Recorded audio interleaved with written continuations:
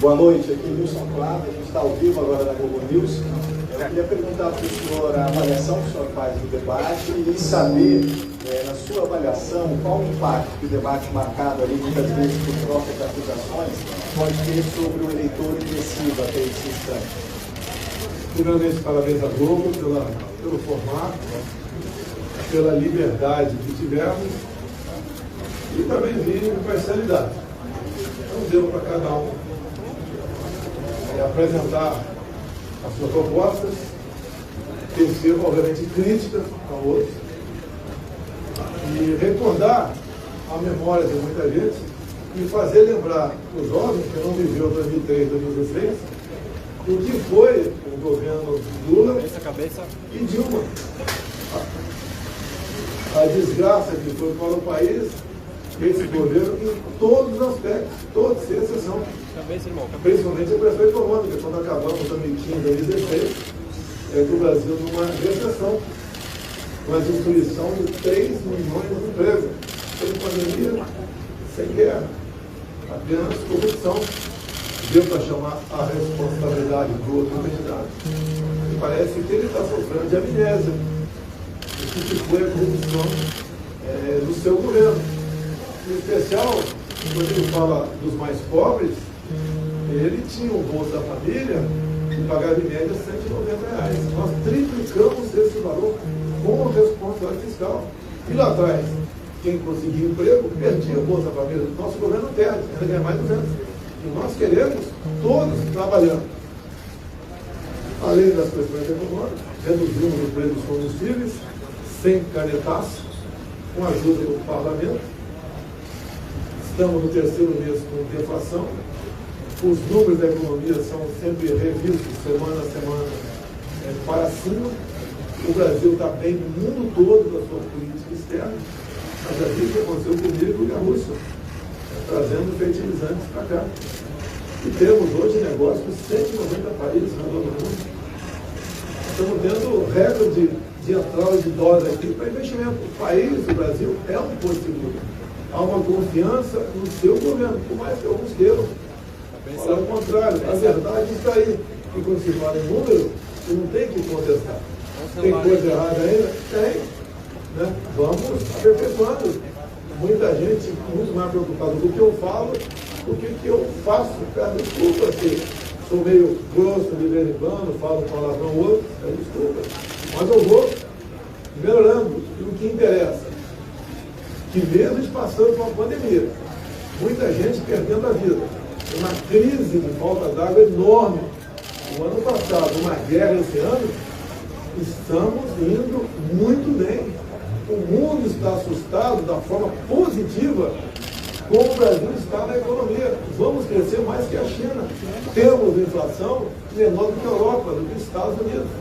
E se compararmos aqui com outros países da América do Sul, que têm uma ideologia exatamente igual ao do Lula, isso com toda certeza faz com que eles indecisos volte para o nosso lado. E quem votou sem convicção para o lado de lá, reflita e venha para o nosso lado. Esse é o balanço que eu faço aí do debate.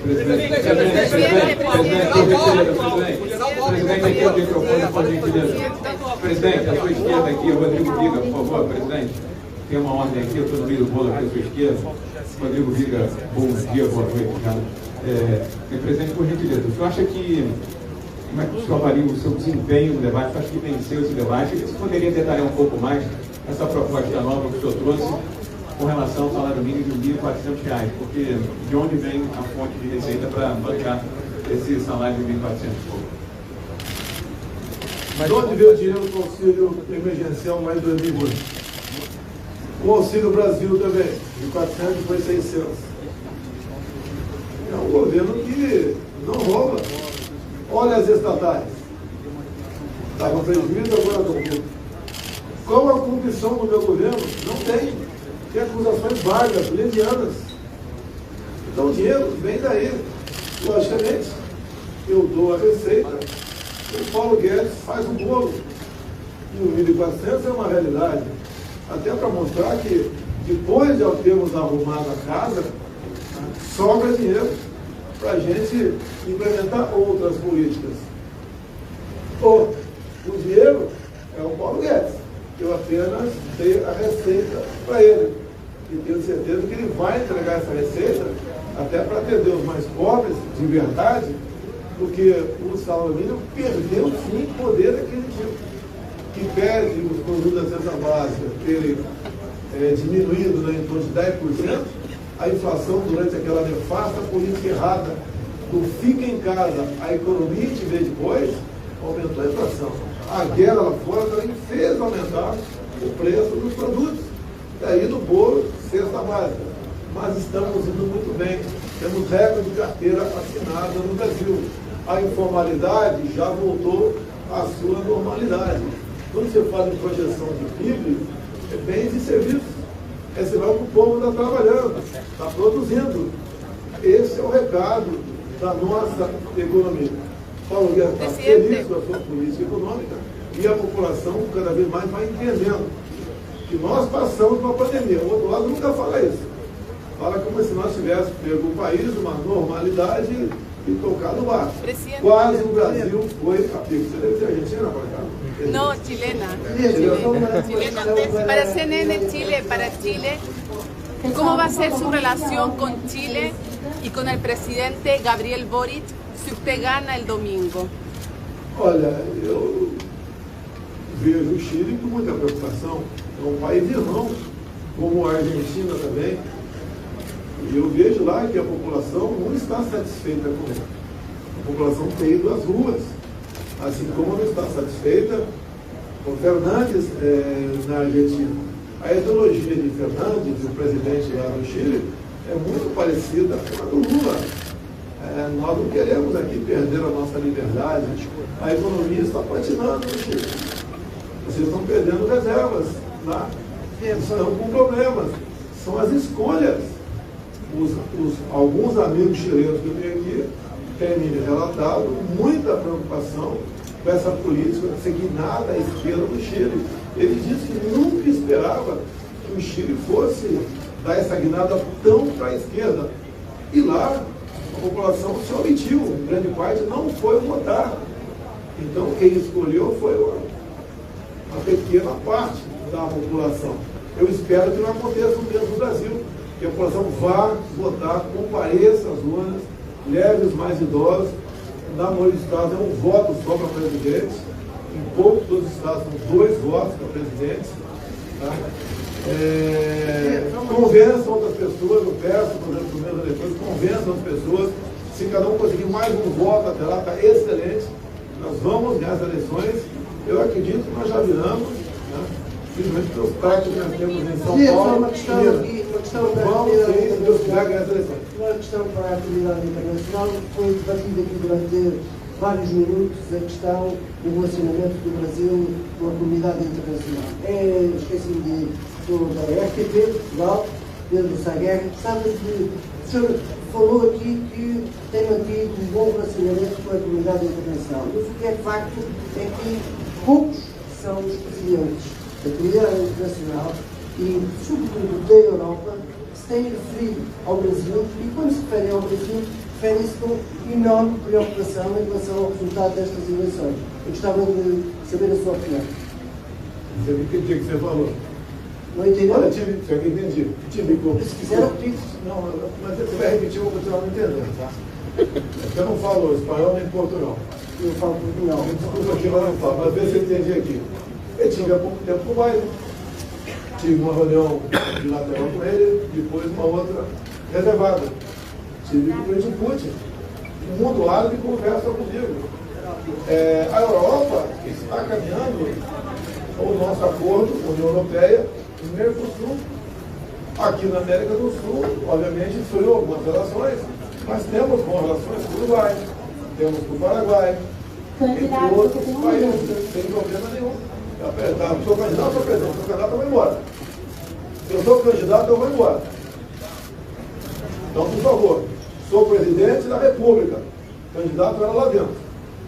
Então, o Brasil tem um bom relacionamento com o mundo todo.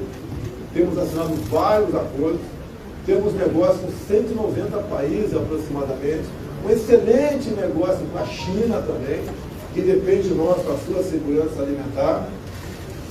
E estamos tocando o barco. Temos uma equipe de ministros nunca vista na história do Brasil, não tem indicação político-partidária, tanto é que nós conseguimos apresentar resultados. Coisa rápida para vocês aqui, só nesse mês, por exemplo. Licitação do metrô de BH, 2,8 bi nosso, 400 milhões e 200, vai ser feito agora em dezembro. Cota 762, que interessa para o turismo da região, está mantido. Quando se aproximar a empresa caindo próxima da 762, vai contratar já termoelétricas mais baratas. Não vamos esperar chegar na 462 para tomar providência. Acertamos a exploração de lítio no Vale de Jequitinhonha, Minas Gerais. Acertamos a exploração de urânio em Santa Quitéria, lá no nosso estado do Ceará. Já foi regulamentado por portaria as eólicas offshore, na costa do Nordeste. Não, vou continuar. Não, vou continuar aqui. Cara, por favor, a pessoa educada pra caramba, quem achar que tá ruim, eu vou embora. Eu quero continuar falando. Falo com vocês uma hora. Não. Eu falo com vocês uma hora. Não pode se jogar sozinho. As nossas eólicas offshore já foram regulamentadas por portaria do Ministério das Minas e Energia. Temos um potencial de 50 Itaipus. Vamos reindustrializar o Nordeste e levar milhares de empregos para a região e exportarmos energia limpa. Com a Eletrobras, a privatização, arranjamos recursos também dessa privatização para nós revitalizarmos a bacia do São Francisco, ou seja, a água para o Nordeste sai do São Francisco. Vamos preservar esses mananciais, entre tantas outras coisas, que poderia ficar falando aqui por alguns minutos com vocês. É um governo de trabalho. O general Alckmin acabou de falar, acabou de citar o livro do Sérgio Moro, dizendo o candidato Geraldo Alckmin acabou de vir aqui, citou um livro, segundo ele, do ministro Sérgio Moro, que está aí do seu lado, e disse que o senhor teria pedido para não transferir o Marcola para presídio federal. É verdade isso? Vamos só fazer alguns esclarecimentos aqui. Primeiro, fiquei muito parabéns, presidente, pelo desempenho no debate. Fiquei chateado ali porque o presidente Lula, ex-presidente, me chamou de mentiroso. Infelizmente ali não estava participando do debate, não podia pedir resposta. Mas vamos falar a sinceridade, todo mundo sabe quem que é o mentiroso nessa história. O escândalo de corrupção que manchou os governos do PT, tanto o Mensalão e o Petrolão, até hoje não tem uma resposta, uma explicação decente do ex-presidente. Ele não explica porque, por exemplo, o Odebrecht e o OAS reformaram o sítio de Atibaia, que ele utilizava como dono. Ele não explica porque ele nomeou, e não o Conselho de Administração, os 3 diretores da Petrobras, Renato Duque, Nestor Cerveró, Paulo Roberto Costa, que estavam no centro de corrupção, de arrecadação de suborno, não só para enriquecimento ilícito dele, mas de partidos e aliados políticos do PT durante o governo do PT. Hoje não explicou, não respondeu ao presidente, quando o presidente apontou as fake news que o PT ficou veiculando uma semana inteira, afirmando que o governo iria acabar com o 13º, com a hora extra e com as férias. E não existe essa hipótese. Não existe essa hipótese. E o presidente foi confrontado diversas vezes e não assumiu a responsabilidade por fake news. Teve a pachorra de dizer que ele não assistia o programa eleitoral, não tinha responsabilidade nenhuma. Ofendeu o brasileiro dizendo que ele não tinha tempo de assistir o programa eleitoral, sugerindo que o brasileiro está perdendo tempo a assistir o programa eleitoral. Agora, em relação ao que foi dito aqui pelo Geraldo Alckmin, esse governo, eu era ministro da Justiça, transferiu as lideranças do PCC, as 20 principais lideranças do PCC, em 2 meses de governo. Isso foi em fevereiro de 2019. Algo que deveria ter sido feito em 2006, pelo governo Alckmin e pelo governo Lula, depois dos atentados terroristas que o PCC perpetrou em São Paulo, e que vitimaram no mínimo 59 policiais, e se acovardaram.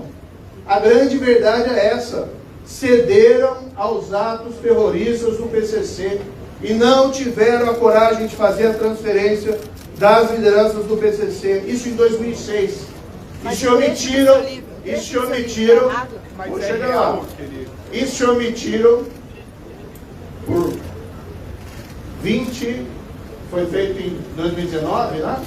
Se omitiram por 13 anos o governo do PT, do Lula, da Dilma e o governo do Alckmin, que depois foi governador de novo, não teve a coragem de vencer para o PCC. E é importante na política criminal o isolamento das lideranças criminosas.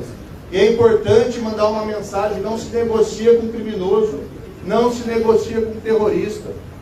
O governo adotou uma política séria de segurança que levou à redução da criminalidade. Também foi perguntado ao Lula por que os assassinatos no governo do PT passaram de 2002, 51 assassinatos por ano, para mais de 65 mil assassinatos em 2016, o último ano do governo do PT.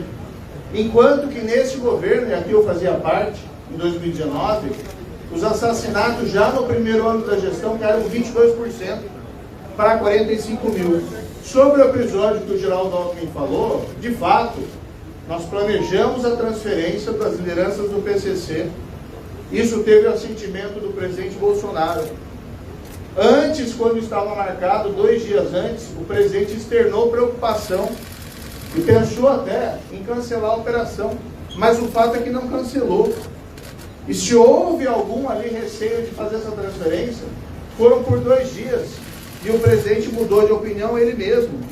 Enquanto que o governo do PT e o governo de São Paulo, Geraldo Alckmin, se omitiram diante das 50 mortes de policiais e dos atentados terroristas de 2006 em São Paulo. E essa omissão durou 13 anos. E não foi comparável minimamente a qualquer espécie de reflexão por 2 dias.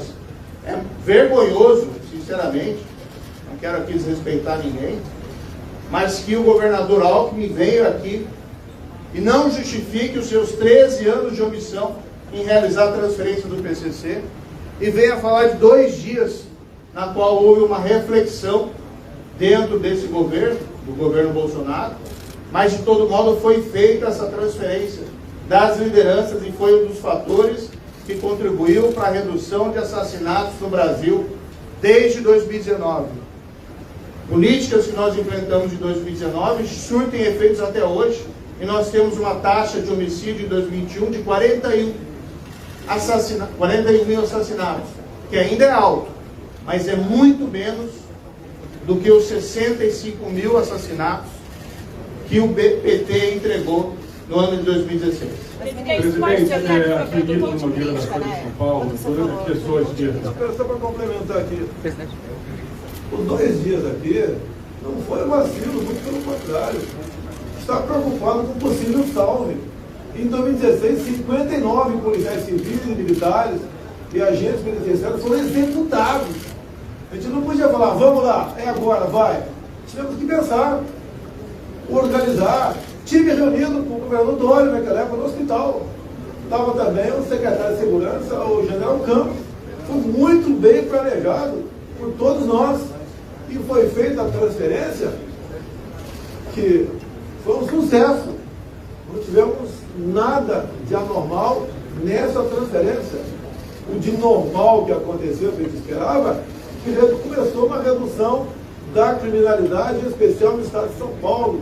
Nós atendemos ao povo de São Paulo, reduzindo a violência no estado, como os números bem demonstraram. Então, a prudência, a decisão e a oportunidade foi traçada por nós, eu, Sérgio Moro, no momento dentro do hospital e depois com a Secretaria de Segurança e o governo de São Paulo. E foi um sucesso. Cortamos ali o comando do crime organizado que estava enraizado em São Paulo há muito tempo. E a gente fica até preocupado, né? PCC, governador, demora para transferir, não transfere, morre 50, executa 59 policiais. E parece que isso foi uma chuva de verão. Nós tratamos a coisa com responsabilidade. E os números de mortes por arma de fogo violentas, desde quando esse momento, começou a cair. E caiu bastante. Então, parabéns ao Moro, que conseguiu, naquela época, coordenar essa transferência, e todos nós lemos. Conosco não tem conversa com líderes de facção criminosa, como o cara foi lá no Rio, ele não foi lá conversar com o pessoal da comunidade, o pessoal pobre, o pessoal honesto, foi ver o voto deles e conversar com a criminalidade. E nós encontrei aqui um dos programas do PT, o Lula até não contestou, é voltar à campanha do desarmamento. Eu perguntei para ele se ele conversou lá com a facção lá do CPX, a devolução de fuzis não tocou no assunto. Senhor presidente, Eu acha sempre aqui pesquisa? a informação de que o ex-presidente negociou a ida dele, à sua esquerda aqui, à sua esquerda. O senhor voltou a repetir agora, repetir um debate que o ex-presidente Lula negociou a ida dele ao Complexo Alemão com traficantes, com chefe de tráfico. Só que, enfim, a imprensa toda aqui que acompanhou a agenda, acompanha a política do Rio de Janeiro, sabe que quem organizou aquela agenda foi o René Silva, um comunicador que, enfim, a imprensa todos conhecem há 10, 12 anos aqui no Rio de Janeiro. Então eu queria saber por que o senhor tem insistido nessa informação, nessa mentira de que ele organizou... Você tem moral para chamar de mentiroso? Essa informação você tem moral para chamar de mentiroso? Essa informação é uma mentira. O cara entrou. O senhor está repetindo essa Presidente, informação. soberania na Amazônia, por favor.